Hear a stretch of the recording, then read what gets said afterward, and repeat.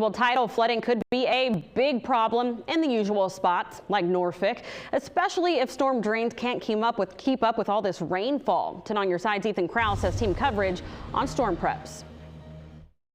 Things may be calm now, but with recent forecasts calling for potential tidal flooding this weekend, the city of Norfolk is making sure they, as well as residents, are prepared.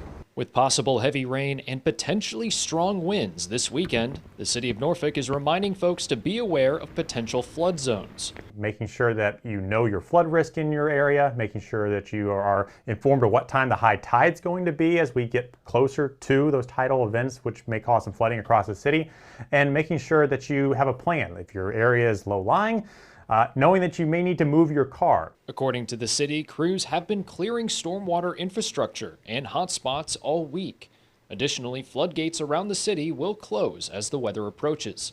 The York Street parking garage has also been open for residents to park their car from now until Monday at 10 a.m. That parking garage is open so that if any resident needs to move their car out of a flood-prone area, they can do it free of cost and move it to the York Street garage to get out of any potential flooding that may pop up in their neighborhood. Emergency management is also urging residents to look up their area's flood risk and to practice caution if you're on the roads this weekend.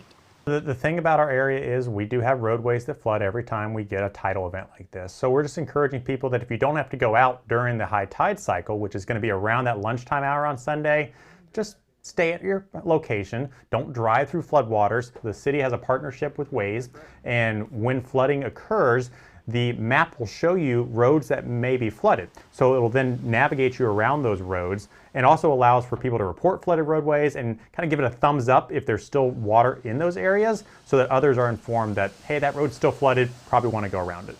Now, to stay up to date on this weekend's weather or to learn more about potential flood risk in your area, be sure to continue tuning in here or click the link on this story over on wavy.com.